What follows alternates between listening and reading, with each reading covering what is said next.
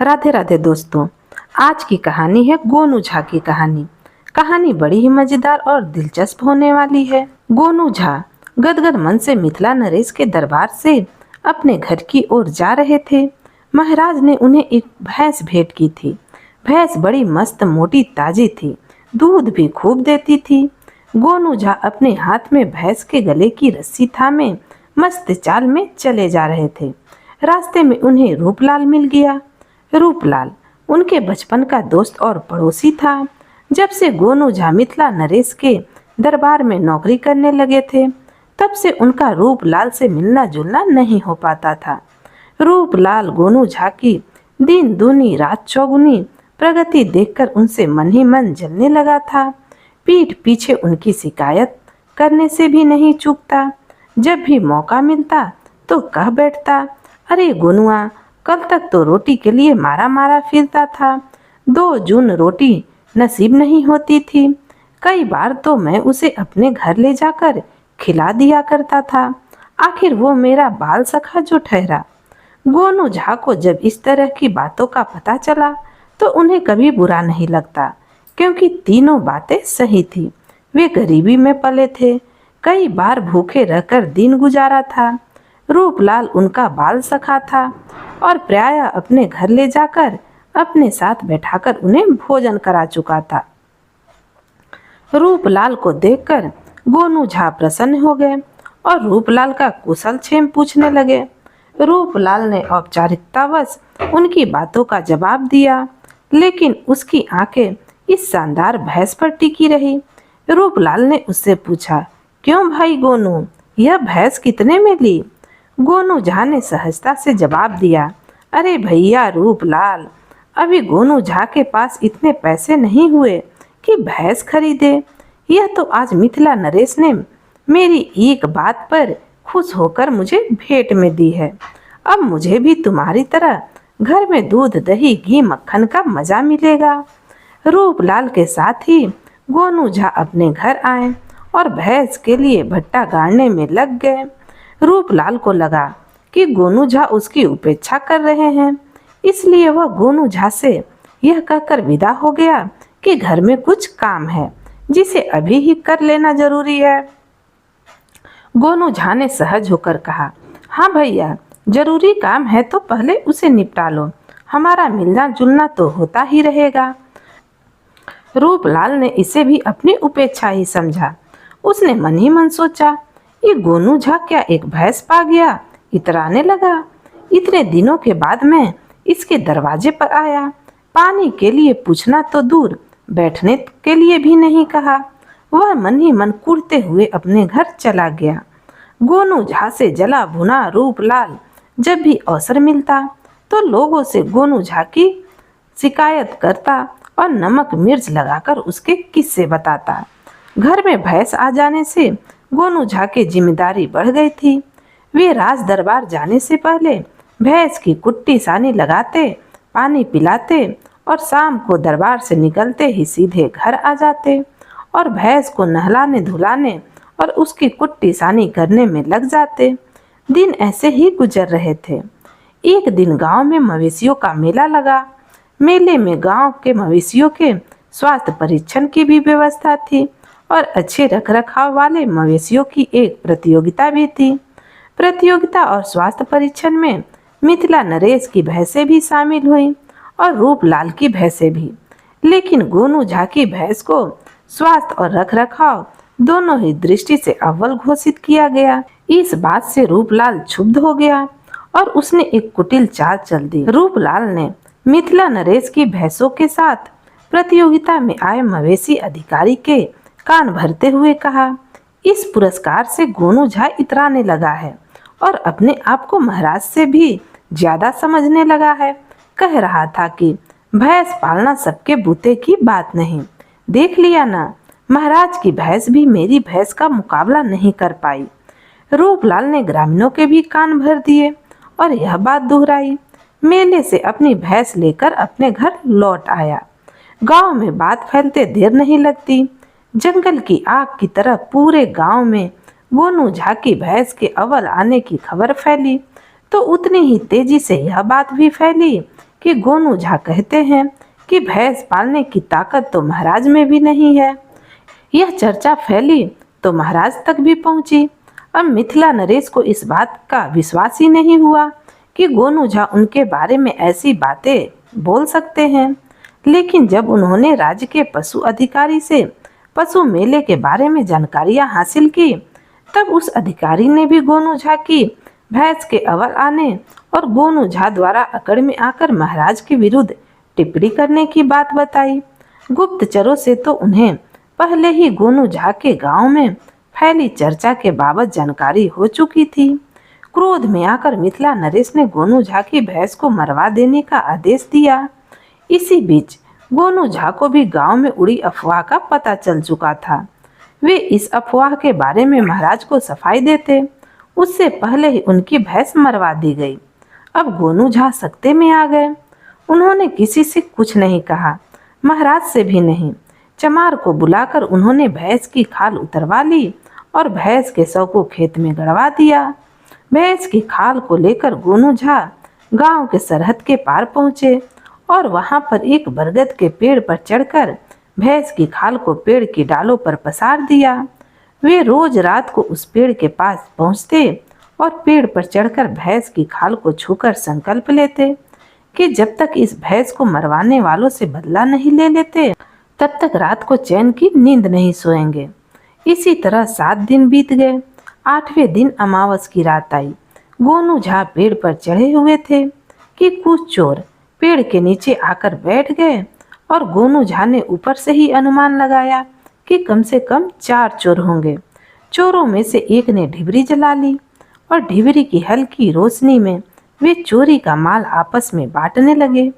गोनू झा भैंस की खाल थामे थोड़ा सा झुककर यह देखने की कोशिश करने लगे कि चोर आपस में क्या बांट रहे हैं।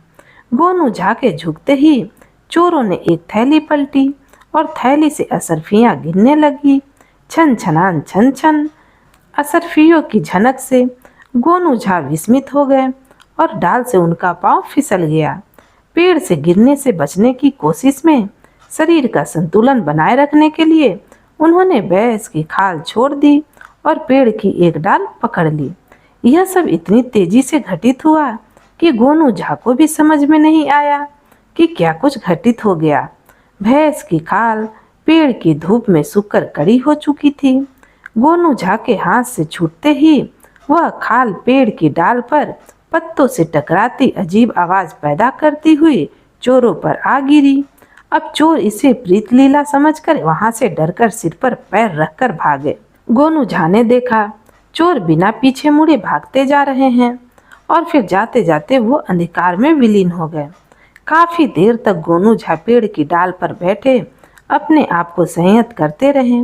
जब उन्हें भरोसा हो गया कि चोर अब वापस नहीं आएंगे, तब उन्होंने चोरों का असरफी देखा जिसके बंटवारे के लिए पेड़ के नीचे वे एकत्रित हुए थे। गोनू झा की खुशी का ठिकाना नहीं था। उनके सामने स्वर्ण मुद्राओं की ढेर सी लगी थी और जेवरों की थैलियां पड़ी थी। गोनू झा के सामने समस्या थी कि यह धन वे कैसे लेकर अपने घर तक जाएं।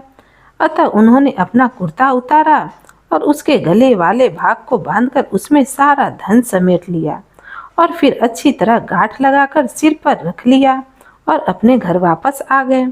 घर पहुंचते पहुंचते सवेरा होने लगा। पेड़ों पर चिड़ियों का करवल शुरू हो गया। घर पहुंचने पर गोनू झा ने संतोष की सांस ली उन्हें रास्ते में किसी ने नहीं देखा। अब गोनू झा मन ही मन सोचने लगे, यह तो ईश्वरीय कृपा है कि उन्हें इतना धन प्राप्त हो गया। अनायास ही अब उनके मन में यह जिज्ञासा पनपी कि उनके पास स्वर्ण मुद्राएं कितनी है, यह जान लें। जेवरों की एक पोटली बनाकर उन्होंने संदूक में रख लिया और स्वर्ण मुद्राओं का परिणाम देखकर उन्हें लगा कि यदि वे उन्हें गिनने लग जाएंगे तो दिन ढल जाएगा, तब भी शायद गिनती न पूरी हो। यदि इन स्वर्ण मुद्राओं को तौल लिया जाए तो काम चल जाएगा। यह विचार मन में आते ही उनके सामने अब समस्या आई कि तोले तो कैसे तोले, घर में तो तराजू है ही नहीं। फिर उन्होंने सोचा कि चलो रूपलाल के घर से तराजू ले आते हैं उसके पास तराजू जरूर होगा। उसका काम है पसारी का, तो जरूर उसके पास तरह तरह के तराजू होंगे। रूपलाल का ख्याल उनके मन में दो कारणों से आया। एक तो रूपलाल उसका बाल सखा है, और दूसरा यह कि उसका घर उसके घर से महज एक फलांग की दूरी पर है। मन में तराजू का ख्याल आते ही गोनू झा रूपलाल के घर की ओर चल दिए। रूपलाल उसी समय अपनी भैंसों के लिए चारा तैयार करने में लगा था। गोनू झा को अपने घर आया देखकर वह कुछ चकित सा हुआ और आगे बढ़कर पूछा, क्यों भाई गोनू, इतने सवेरे कैसे आना हुआ? तुम्हारी आंखें चढ़ी हुई है, रात भर सोए नहीं क्या? गोनू झा ने कहा, रूपलाल, तुमने ठीक कहा, रात को सोया नहीं।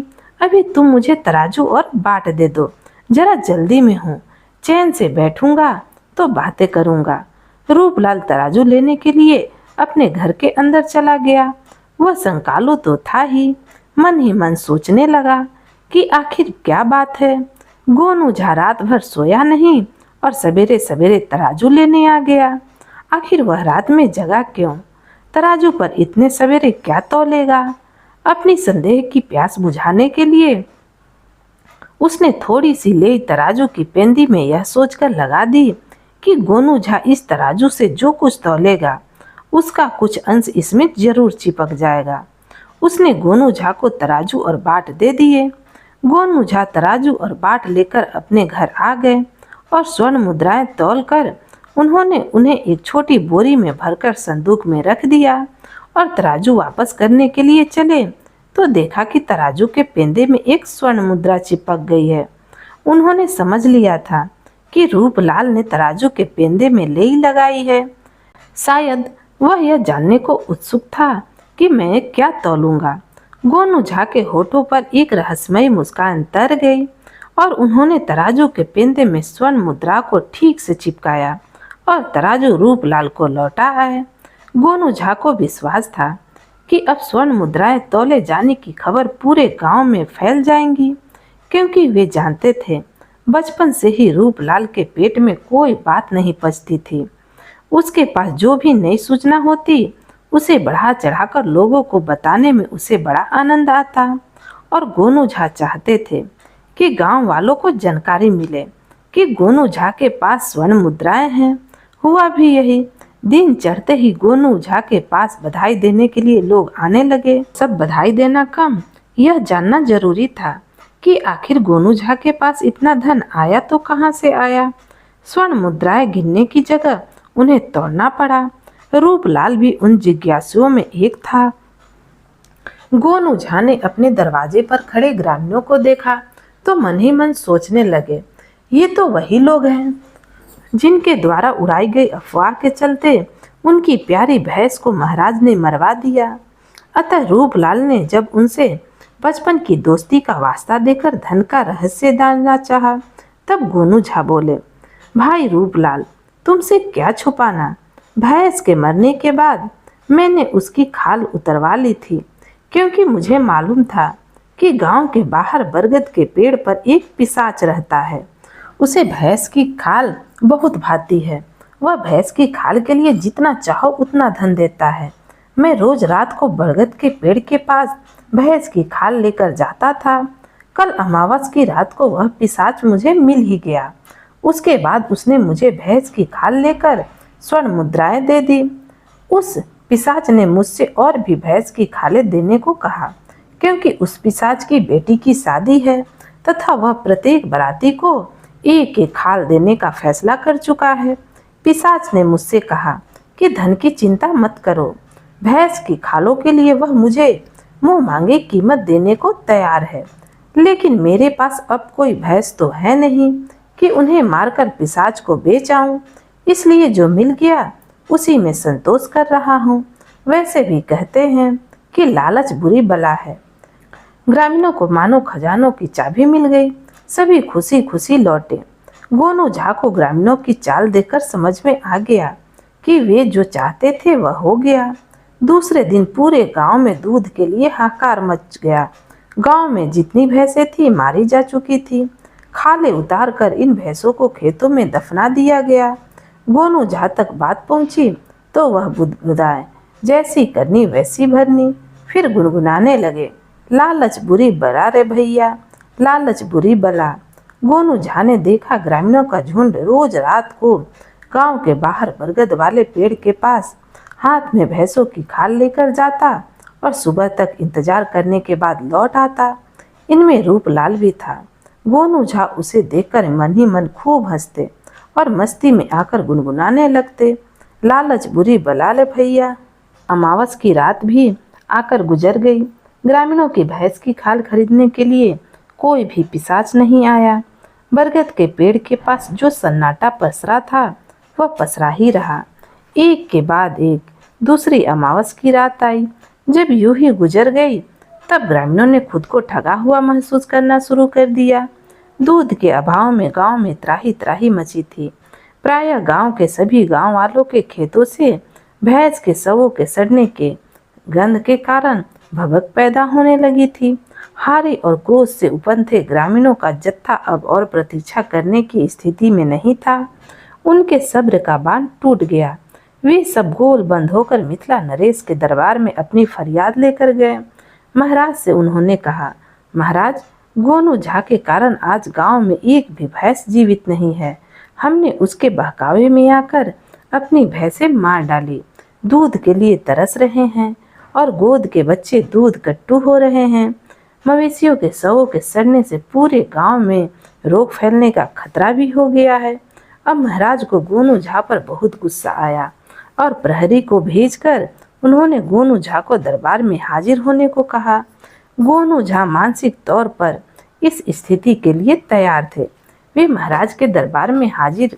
महाराज ने ग्रामीणों द्वारा लगाए उन पर आरोप अभियोग के बारे में उनसे जवाब तलब किया तो गोनू झा ने मुस्कुराते हुए अपनी सहज भंगिमा में कहा, महाराज, इनसे आप यह पूछे कि क्या मैंने इन्हें भैंसों को मारने की सलाह दी। ये मुझसे यह पूछने आए थे कि मेरे पास अकूत धन कहाँ से आया। चूँकि इनका प्रश्न जैसा था वैसा ही मैंने इन्हें अपने भैंस के खाल की कथा सुना दी।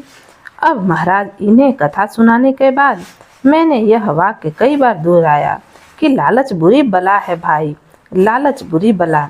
मगर इन्हें भूत प्रेतों पर विश्वास है। पिशाचों और वेतालों के अस्तित्व को ये स्वीकारते हैं और पूजते हैं। अब आप ही कहें महाराज कि क्या मैं इनकी करनी का दोषी हूँ। महाराज ने ग्रामीणों के जत्थे की ओर देखा। सभी चुप थे, आंखें नीची किए खड़े। महाराज समझ गए कि ग्रामीणों ने अपनी लालच में भैंस गंवाई है। उन्होंने गोनू झा को ससम्मान वापस भेज दिया, जबकि ग्रामीणों को उनकी मूर्खता के लिए फटकार लगाई। ग्रामीण महाराज के पास से अपना सा मुंह लेकर लौटे। महाराज ने राज्य की ओर से गांव के बच्चों के लिए दूध की व्यवस्था करा दी, क्योंकि उनका राजधर्म था। और गोनू झा मस्ती में गुनगुनाते हुए अपने घर की ओर जा रहे थे, लालच बुरी बला है भैया, लालच बुरी बला।